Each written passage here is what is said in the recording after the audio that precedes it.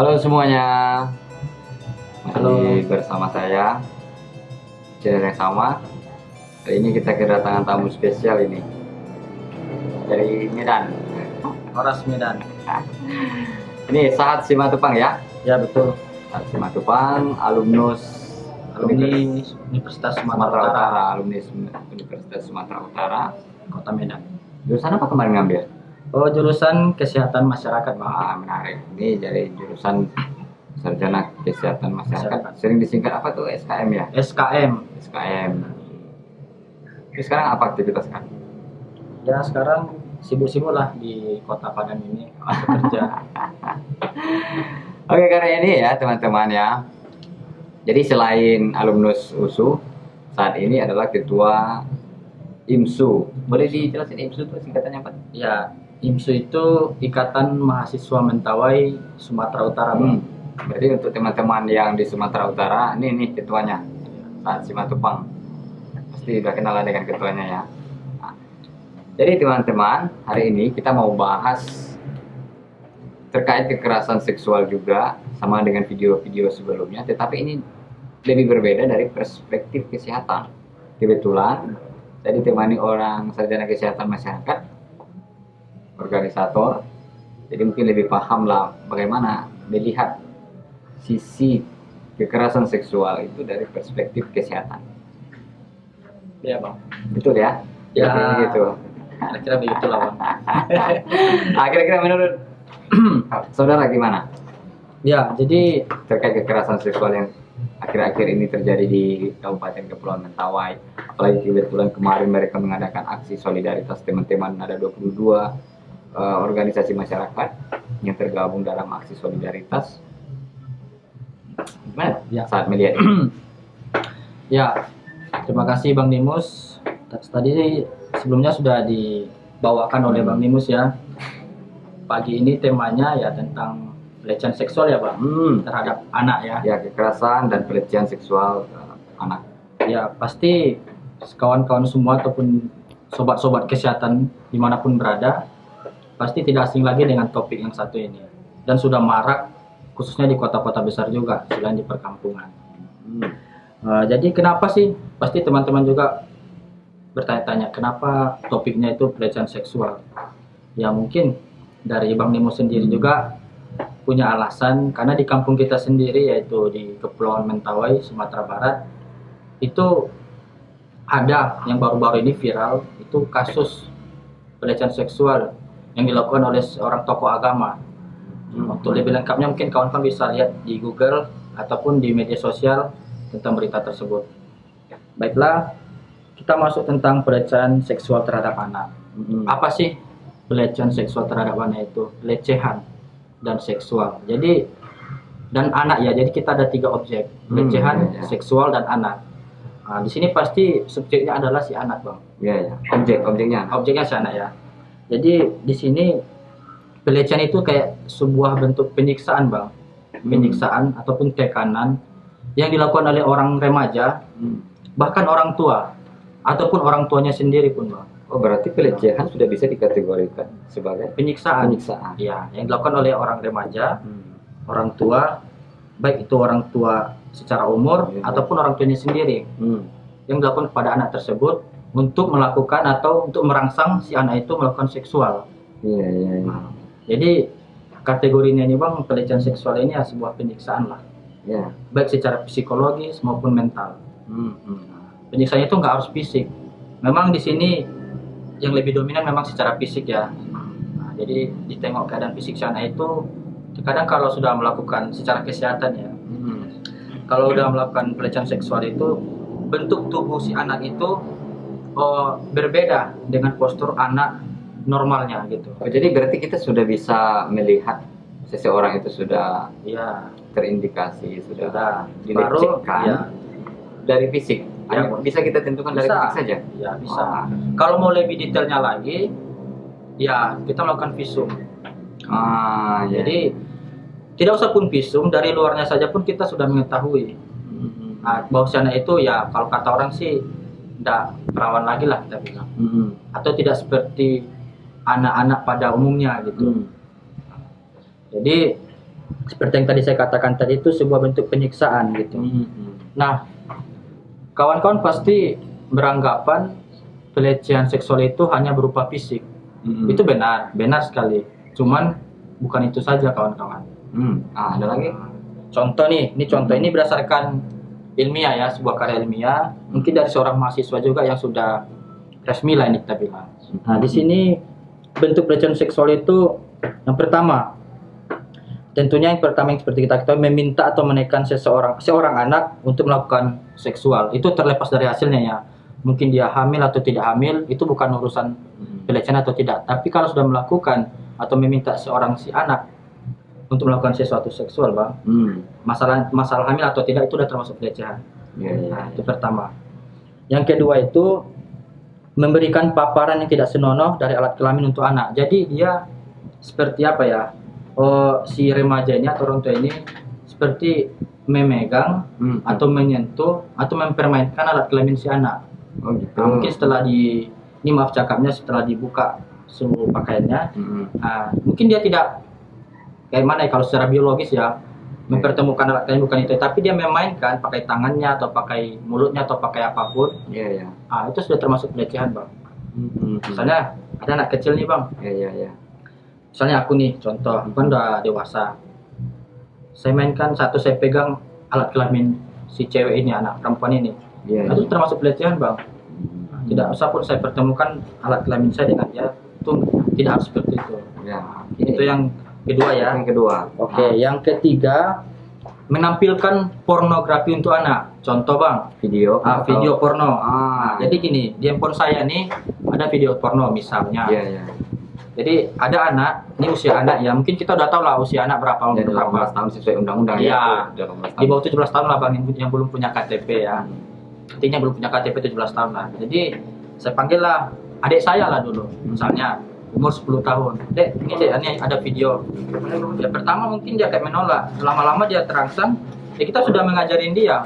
Artinya kita sudah menyiksa pikiran dia gitu. Artinya menyiksa itu kan harus fisik seperti yang tadi saya bilang, Bang. Tapi menyiksa itu kayak mempengaruhi juga, merusak itu sama dengan menyiksa juga.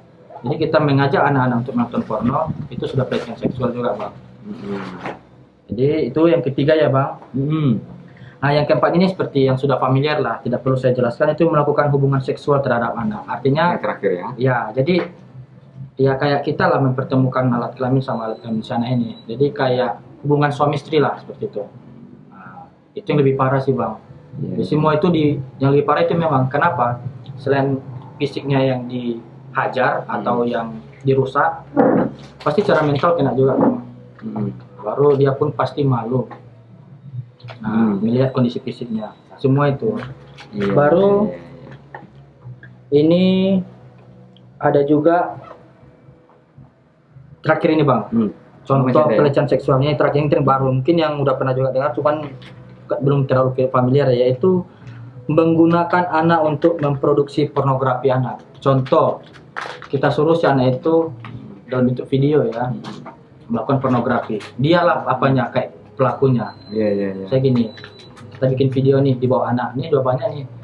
Nah, jadi kita kayak udah melakukan pelecehan seksual. Jadi kita rekam, kita sebarkan, kita viralkan, kita udah melakukan pelecehan seksual gitu. Jadi itulah salah satu bentuk pengertian dan bentuk pelecehan seksual.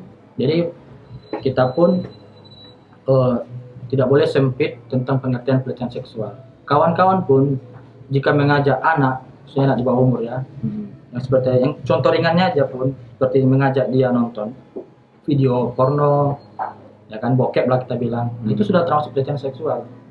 Dan itu ada undang-undangnya loh, Bang. Ada undang-undangnya. Jadi kita kan ada di Indonesia ini apa itu perlindungan anak ya, Komisi Perlindungan Anak, Komnas HAM ya. Nah, itulah tugas mereka itu untuk mencegah itu. Jadi menghindari pergaulan bebas dengan orang dewasa. Kenapa? Untuk menjaga itu. Karena orang dewasa zaman now itu apalagi dengan teknologi yang gampang sekali mempengaruhi anak-anak. Dan anak-anak pun sekarang udah banyak tertarik dengan teknologi zaman now. Nah, itu yang dihindari, Bang. Oke, kita bisa minum dulu. Ya, kita minum dulu ya. Nggak terlalu panjang narasinya.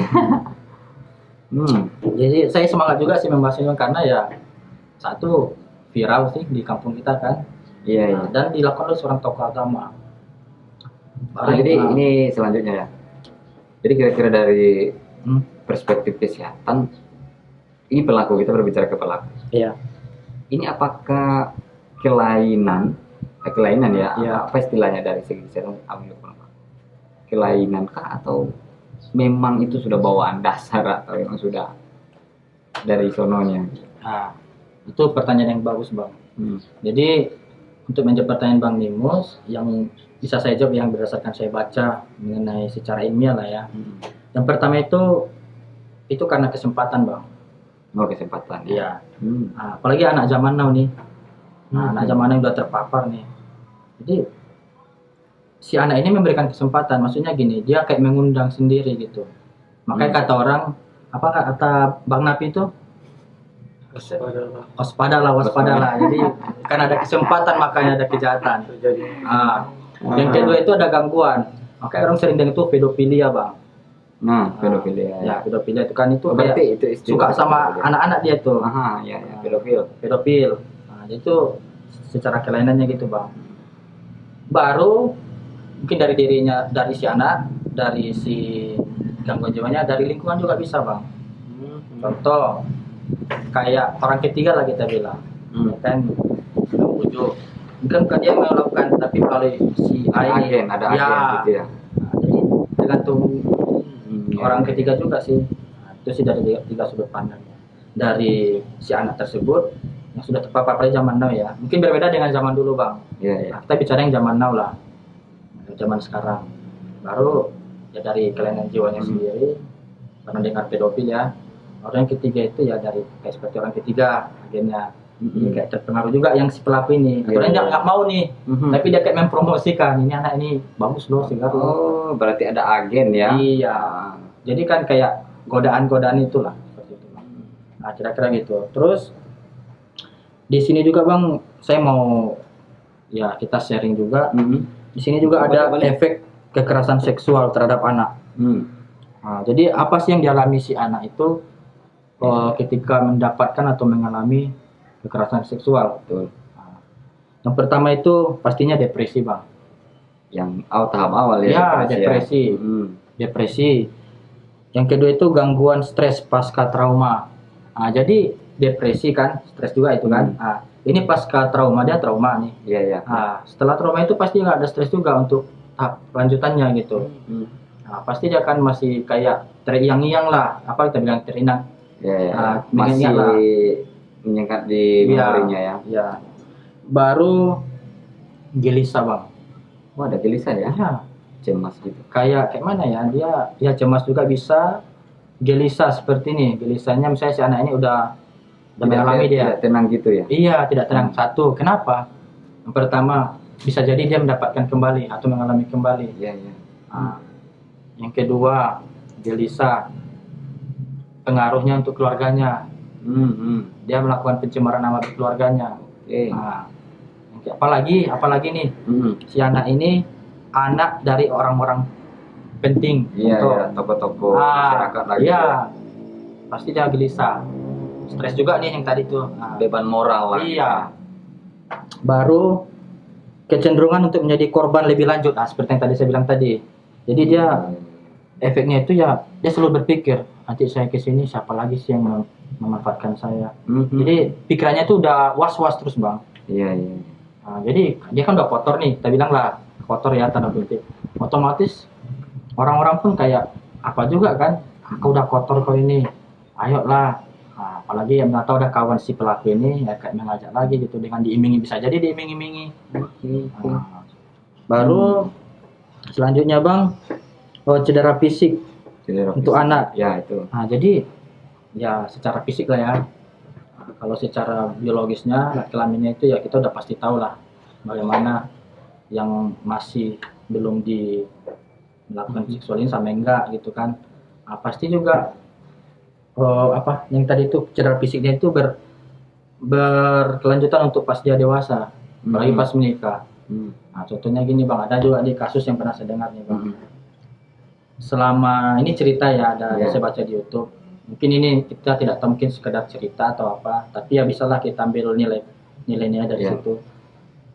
Jadi semasa dia sekolah sampai dia dewasa atau pas entah SMA atau kuliah lah, dia kan punya pacar nih. Pacarnya ini tidak tahu kalau dia itu masih perawan atau enggak. Udah termasuklah situ semua bang efeknya itu, gelisah juga situ dia satu. Iya. Gelisah jangka panjang itu saya bilang tadi, gelisah berkelanjutan. Oke, ya selanjutnya nih. Ya bang. Jadi kira-kira menurut Sahat, saran atau usulan-usulan untuk teman-teman kita dan juga untuk ada juga instansi pemerintah juga, untuk semua elemen masyarakat. Kebetulan Dinda dari kesehatan ya, kesehatan masyarakat. Ada usulan nggak untuk pencegahan agar di kemudian hari kasus-kasus ini tidak terjadi lagi? Ya, mengenai pencegahannya bang, memang prinsip kami kesehatan masyarakat itu lebih bagus mencegah daripada mengobati. Memang sekarang kasus pelecehan sudah banyak, bahkan sudah viral ya. Jadi untuk selanjutnya lebih bagus kita bilang itu kayak pengendaliannya lah bang, karena udah banyak nih. Jadi pencegahan itu kita utamakan di daerah yang belum tersentuh pelecehan seksual, itu konsep pencegahan. Kalau pengendalian ini perlu kita lakukan di daerah yang sudah terjadi pelecehan seksual. Jadi kita ada dua konsep nih bang. Pencegahan dan pengendalian. Oke, kita bicara tentang pencegahan. Pencegahan ini konsepnya itu seperti yang tadi saya bilang, di daerah yang belum tersentuh atau masih zona hijau lah. Zona hijau pelecehan seksual. Yaudah kita melakukan penyuluhan bang. Memang basic kami kesehatan masyarakat ini, kalau sudah bilang kesmas itu pasti penyuluhan, sosialisasi. Jadi kita akan melakukan penyuluhan bersama tim. Namun catatannya, penyuluhan ini tidak berhenti di sini aja bang. Harus ada kayak kolaborasi, kerjasama dengan kayak pihak kepolisian juga, pihak keluarganya juga, dan pihak lingkungan setempat. Dari pihak keluarga supaya menjaga si anak, dan juga pihak keluarga kita nasihati jangan terjadi keluarga sendiri yang merusak si anak. Nah, itu satu poin. Yang kedua dari pihak lingkungan, supaya lingkungan itu pun jangan terpapar yang sekarang kan perkembangan zaman now nih. Nah, kita kasih nilai-nilai yang positif aja, jadi mereka tidak mengkonsumsi hal-hal yang negatif. Apalagi teknologi sekarang kan, nah, itu harus didukung oleh pejabat lingkungan setempat, RT, RW, kepala desa atau apa gitu kan, pihak polisi. Nah, pastinya polisi pun harus melakukan penyuluhan juga nih bang, supaya ya tingkat kriminal, kita bilang pelecehan seksual ini sebuah tindakan kriminal loh bang, kejahatan ini. Makanya dikutuk oleh Komnas HAM tersebut ataupun Komisi Perlindungan Anak, KPA ya, Komisi Perlindungan Anak KPA. Itu dari jadi kesehatan masyarakat itu harus tetap berkolaborasi, karena tidak akan bisa berdiri sendiri. Jadi tidak cukup untuk penyuluhan, memang dari kita penyuluhan. Baru untuk pengendalian. Ini pengendalian itu yang sudah terjadi di zona merah, zona kuning ataupun zona merah. Jadi sudah ada kasus. Ya, sudah ada kasus. Jadi kita golongkan ada dua ya, pencegahan dan pengendalian.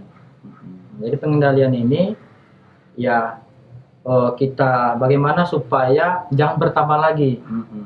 Yang kedua, bagaimana supaya si anak ini tidak trauma lagi. Nah, kan udah terjadi nih bang. Udah terjadi nih. Itu baik kita menyembuhkan dia lah. Contoh kayak kita lihat lah contoh kasus yang lain seperti narkoba kan. Kita rehab lah dia. Seperti itulah kira-kira ibaratnya itu. Yang sudah terjadilah, tapi kita sembuhkan. Yang belum terjadi jangan bertambah banyak lagi. Kita penyuluhan kita lakukan, tapi dalam hal pengendalian. Kita bekerja sama juga dengan orang-orang yang stakeholder lah, termasuk kepentingan situ. Nah, jadi itu yang harus kita lakukan bang. Yang sudah terjadilah. Yang untuk statement terakhir, saya pesankan pelecehan seksual ini adalah sebuah penindasan, penyiksaan terhadap anak, khususnya anak di bawah umur.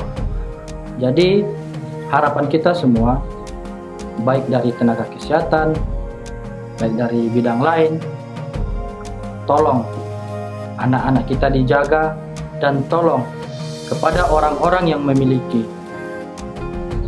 sifat merusak anak-anak, tolong dihentikan. Anak-anak adalah generasi kita, generasi untuk memimpin bangsa kita.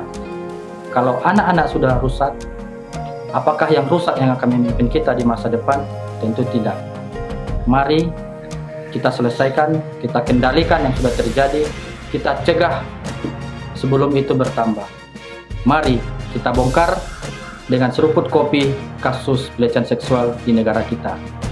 Salam dari kami, majulah terus bangsa Indonesia, majulah terus Kepulauan Mentawai. Marki Bong.